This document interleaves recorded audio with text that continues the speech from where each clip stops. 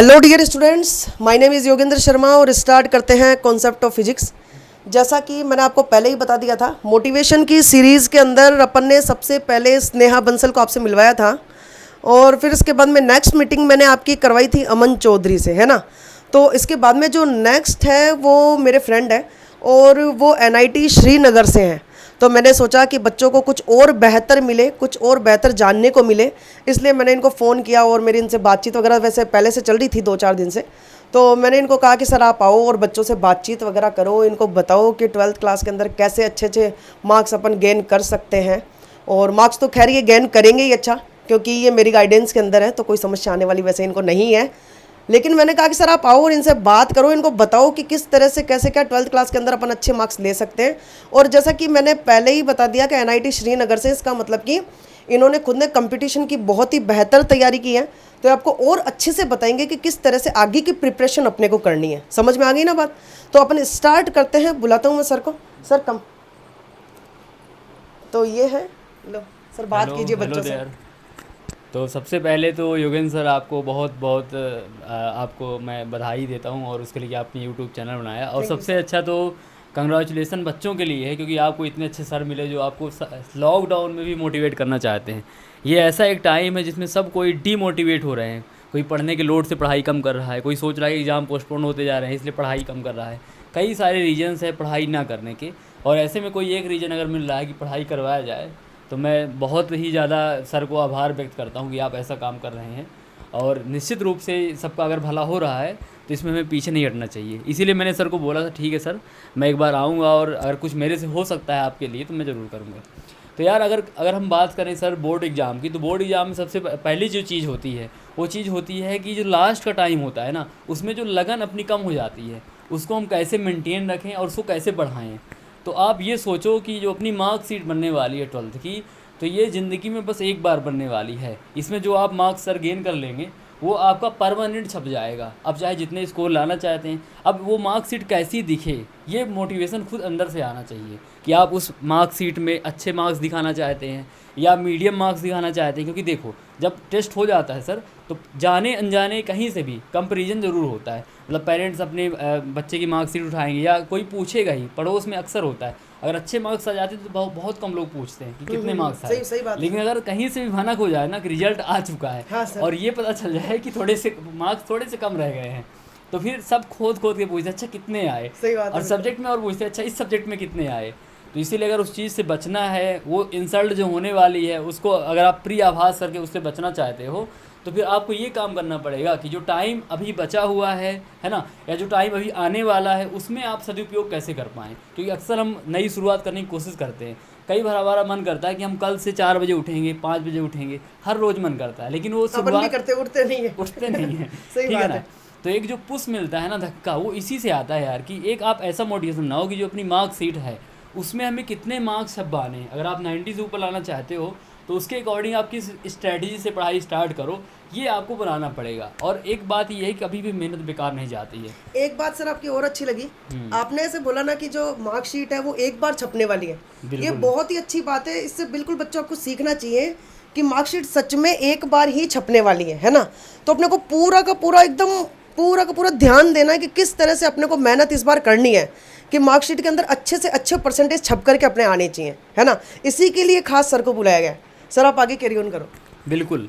तो एक तो यही पॉइंट हो गया कि आप कैसे करें, ठीक है ना। अब ये बात है कि सबको ही करते हैं कि भाई मार्कशीट अच्छे से बनाओ, लेकिन करना कैसे ये बहुत कम लोग बताते हैं। तो हम लोग टू द पॉइंट आपसे बात करेंगे कि आप कैसे इम्प्रूव कर सकते हैं। तो सबसे पहले जो हमने बात शुरू की थी कि यार उठने का जो टाइम है ना सुबह, सब कोई चाहते हैं कि हम 4 बजे उठें, लेकिन कोई दृढ़ प्रतिज्ञ नहीं होता। सही बात है। तो सबसे पहले आपको दृढ़ प्रतिज्ञ होना पड़ेगा। लाइफ में अगर कोई आप बड़ा मुकाम हासिल करना चाहते हो तो बिना दृढ़ प्रतिज्ञा के आप नहीं बढ़ सकते। क्योंकि देखो भीड़ हज़ारों लाखों की है और सब कोई चाहते हैं कि हम 1% के अंदर आएँ। मेरा 1% कहने का मतलब ये है कि जो 99 से ऊपर होते हैं वो 1% लोग ही होते हैं पूरे उसमें। अगर आप पूरा रिकॉर्ड उठा के देखो, सही बात तो जितने भी टेस्ट दे रहे हैं पूरे इंडिया में, 12th में CBSE में कोई है, कोई RBSE में, सब स्टेट वाइज हैं, लेकिन जो 99 से ऊपर जाते हैं वो तो 1% ही कहला गए पूरे पार्ट बिल्कुल का। सर, सही बात है। तो अगर उस हिस्से में आना चाहते हैं ना तो आपको उस भीड़ का पार्ट बनना पड़ेगा, क्योंकि 100% जनता क्या है, पीछे है, 98% संख्या पीछे है, और 1% में आना है तो हमें उसके अकॉर्डिंग चलना भी पड़ेगा। तो उनमें सबसे जो बड़ी चीज़ होती है वो होती है दृढ़ प्रतिज्ञा, कि जब वो एक बार ठान लेते हैं कि हमें इतने घंटे पढ़ना है, इतने बजे उठना है, तो फिर कोई भी बाधा, कोई भी रुकावट आड़े नहीं आती उनको। ना गर्मी लगती, ना ठंडी लगती, ना कोई कमी लगती, सही वो बस दौड़ते रहते हैं ना, लगे रहते हैं। और यही चीज़ हमेशा उनके काम आती है। कितने भी सारे रीजन्स आ जाएं डीमोटिवेट होने के लिए, बस एक रीज़न उनके पास होता है कि पढ़ना है। और वो पढ़ाई का मोटिवेशन आप अभी के लिए बस ये बना लो, कई बार समझ में नहीं आता। कई बार हम बड़ी बड़ी बातें करते हैं कि हम ये लक्ष्य बनाएंगे, वो लक्ष्य बनाएंगे, इतने परसेंटेज लाना है, लेकिन वो हो नहीं पाता। मतलब आदमी लगा रहता है सोचने के लिए कि भाई इतना परसेंटेज लाना है, लेकिन रुक नहीं पाते अपन कहीं पे एक टिक पे, भाई इतना परसेंटेज लाना है, 85 लाना है, 90 लाना है, 96 लाना है, ठीक है। तो ऐसा मोटिवेशन मत बनाइए कि आपको इतने लाना है। एक बार के लिए आप बस एक जैसा घोड़ा चलता है ना, उसमें मैदान में दौड़ता है, तो अगर घोड़ा पीछे मुड़ के ना देखे कोई उसके पीछे है, ठीक है, तो दौड़ता जाएगा आगे की बिल्कुल तरफ, सही बात है सर। ना। हाँ, हाँ, हाँ। लेकिन अगर आप बार बार पीछे मुड़ के देखो कि यार इतना सिलेबस रह गया, इतनी कमी रह गई, या कहीं पे थोड़ी सी लैकनेस सी आ रही है, तो फिर उसमें से थोड़ा सा आपको डीमोटिवेशन पैदा हो जाता है। जैसे अभी लॉकडाउन लग गया तो एक डीमोटिवेशन आ गया कि पढ़ाई में थोड़ी सी कमी हो गई, क्योंकि आपको लगता है भाई एग्जाम तो होंगे नहीं, है ना। एक बात और सर, मतलब बच्चों ने क्या किया, जैसे ही मतलब ये टाइम आया ना लॉकडाउन वाला, तो बच्चों ने पढ़ना बंद कर दिया कि अब क्या पता एग्जाम वगैरह कब होगा वगैरह। तो एक तो थोड़ा सा बच्चों को ये बताइए कि मतलब ये जो टाइम है ना जिसमें सबने बंद कर दिया, उसके अंदर ये कुछ अलग करके दिखाएं, क्योंकि सबने बंद कर दिया और ये अगर मान लो कुछ अलग करके दिखाएंगे तो उस 1% वाली सीरीज में ही अपने आप को इंक्लूड कर सकते हैं, है ना सर। बिल्कुल सर। तो ये आप एक तो इनको बताओ। और सर जैसे 12th क्लास के अंदर तो खैर मेरे को पता है, ये मेरी गाइडलाइन में है, तो कोई समस्या आने वाली नहीं है इनको, बहुत अच्छे मार्क्स इनके आने वाले हैं। और मेरे बालक मेरे साथ है, और साथ हो ना, हाँ, तो कोई दिक्कत वाली बात नहीं है, ठीक है ना। और आगे के लिए सर जैसे मान लो कि कुछ बच्चे जैसे हैं वो IIT की प्रिपरेशन करेंगे, जैसे आप NIT सेलेक्टेड हैं सर, है ना।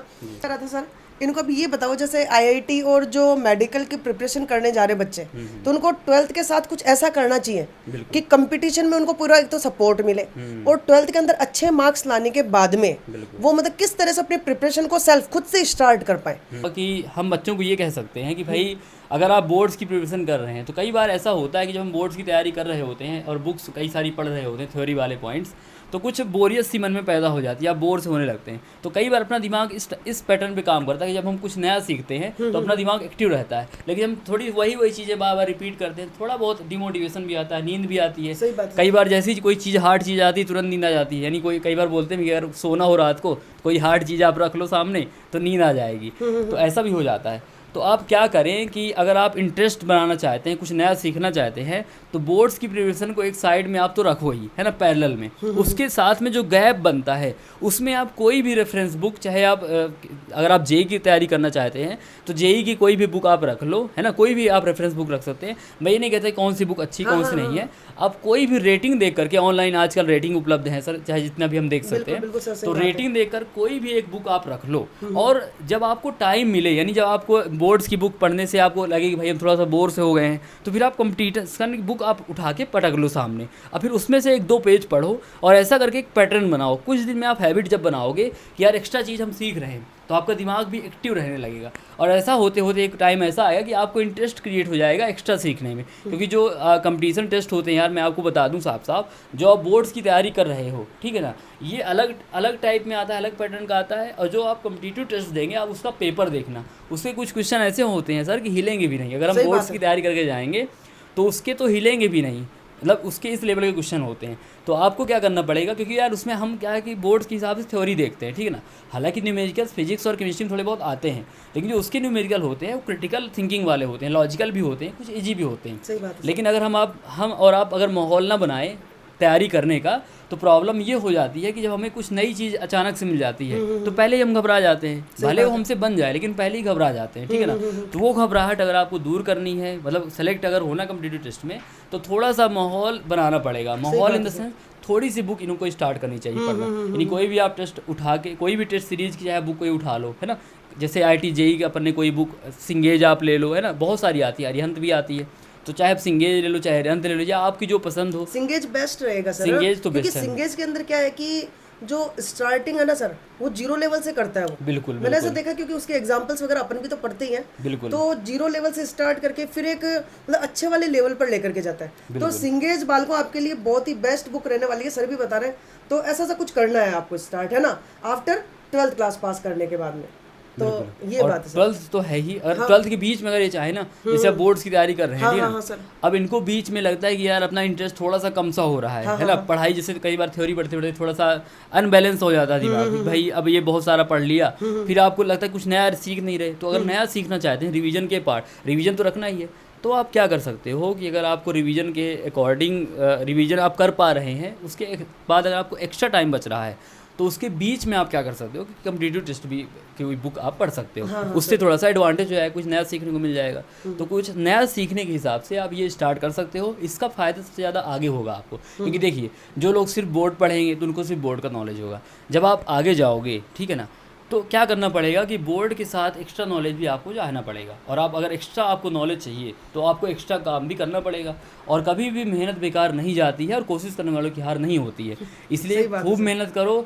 आप जितनी मेहनत करोगे उतना आपको नॉलेज बढ़ेगा, ठीक है ना। तो अगर आपको नॉलेज अपना बढ़ाना है, तभी आप वहाँ पे कम्पिटिटिव टेस्ट के हिसाब से अपने आप को प्रिपेयर कर पाएंगे। अगर आप नॉलेज सिर्फ बोर्ड्स लेवल का रखोगे तो कंपटीशन में फिर आपका, भले सुनने में आपको थोड़ा सा बुरा लग सकता है, लेकिन सिलेक्शन तभी होता है यार। देखो 1% का सिलेक्शन होता है, जैसा कि मैंने आपको पहले बताया, 10 लाख बच्चे बैठते हैं, उसमें जो 10,000 के अंदर आते हैं उनको भी मनचाही सीट नहीं मिलती। अगर कोई 1000 के अंदर आता है, तब उसको टॉप मोस्ट कॉलेज में मनचाही सीट जो हमें मिलनी चाहिए ब्रांच के साथ, तभी मिलती है। तो अगर आप वो चाहते हो तो आपको उसके लिए उतने कर्म भी करने पड़ेंगे, और वो कर्म आप आज से ही स्टार्ट कर दो। आप क्या करो कि जो बोर्ड्स की प्रिपरेशन है उसको बैलेंस करो, बीच में जो टाइम मिलता है उसमें कोई कम्पिटिटिव टेस्ट की कोई भी आप बुक रख लो और थोड़ा थोड़ा स्टार्ट कर दो, नोट्स बनाओ। और अगर कोई डाउट्स आता है तो सर के चैनल पे आप कमेंट में लिखें, और सर कहीं ना कहीं से हेल्प आपके लिए लाएंगे, और ज़रूर समाधान आपके लिए कुछ ना कुछ निकालेंगे, है ना। आपके लिए सर इतना सोच रहे हैं, आप सबके लिए लगे हुए हैं कि कैसे मोटिवेट रखें आप सबको, है ना। आप थोड़े थोड़े कॉन्सेप्ट भी सिखाते रहें। मैं तो बहुत ही खुश हूँ कि मैं सर बिल्कुल भी नहीं चाहता कि मेरे बालक है ना इस ड्यूरेशन के अंदर पढ़ना बंद कर दें। मतलब जब भी मेरी बातचीत वगैरह मेरे बच्चों से होती है ना, तो मैं इनको एक ही बात कहता हूँ कि पढ़ना बंद नहीं करना है। चाहे रोज़ का भली से एक डेफिनेशन ही पढ़ करके आप सो रहे हो, लेकिन पढ़ना है। केमिस्ट्री पढ़ना है, फिजिक्स पढ़ना है, मैथ पढ़ना है, बायो पढ़ना है, कुल मिला करके पढ़ना, छोड़ना कुछ भी नहीं है। मैं हमेशा मतलब यही बातें करता हूँ। जैसे बच्चों के जैसे मैसेजेस वगैरह आते रहते हैं, बातचीत होती रहती है, कॉल भी आते हैं, तो मैं हमेशा सबसे पहला क्वेश्चन इनको अब याद आ रही है, जो मेरे से बात करते हैं ना, उनको पता चल रहा है कि हाँ यार हमसे सर यही पूछते हैं सबसे पहले, पढ़ाई कैसी चल रही है। तो पढ़ाई इसीलिए बोल रहा हूँ क्योंकि अपने को है ना बिल्कुल भी इस ड्यूरेशन के अंदर पढ़ाई बंद नहीं करनी है। मतलब दुनिया क्या कर बैठी है मैं आपको बता देता हूँ। मैक्सिमम लोग है ना वो मतलब कि फेसबुक, इंस्टा और व्हाट्सएप के ऊपर बिजी हो गए हैं, समझ गए ना बात। लेकिन आपको कुछ अलग से करके बताना है। इसका मतलब आपको वो करना है जो लोग नहीं कर रहे हैं। मतलब कि सर ने जो स्टार्ट किया था 1% के अंदर, अपन अपने आप को इंक्लूड करने जा रहे हैं, तब जब आप हमको फॉलो कर रहे हैं। समझ में आ गई ना बात। तो इस चीज़ को अच्छे से अपने को समझना है। और थैंक यू सर, तो आपने टाइम निकाला मेरे बच्चों के लिए, है ना। और नेक्स्ट सेशन के अंदर अपन और बेटर लेकर के आएंगे। सर बेटर है, सर से बेटर कोई हो नहीं सकता था, है ना। लेकिन और मतलब कि अच्छे से अच्छी चीज़ हम आपको प्रोवाइड करवाएंगे। तो देखते रहिए, पढ़ते रहिए। और जैसा कि मैंने पहले भी बोला था, फिर से बोल रहा हूँ, एक क्विक रिवीजन सीरीज मैंने स्टार्ट की है। फर्स्ट चैप्टर इलेक्ट्रिक फील्ड लेकर के आ रहा हूँ बहुत जल्दी। ओरली बोल करके, बिना कुछ लिखे ओरली बोल करके पूरा चैप्टर समझाने वाला हूँ। तो बस आप तो पढ़ लिख करके तैयार रखो कि सर कब लाइव आए और कब हमको वो चैप्टर समझाएं। समझ में आ गई ना बात। फर्स्ट चैप्टर तैयार करो, 2 दिन का समय दिया था, आज दूसरा दिन है, तो कल या परसों के अंदर वीडियो आने वाला है, तो उसका वेट कीजिएगा, अच्छे से समझिएगा।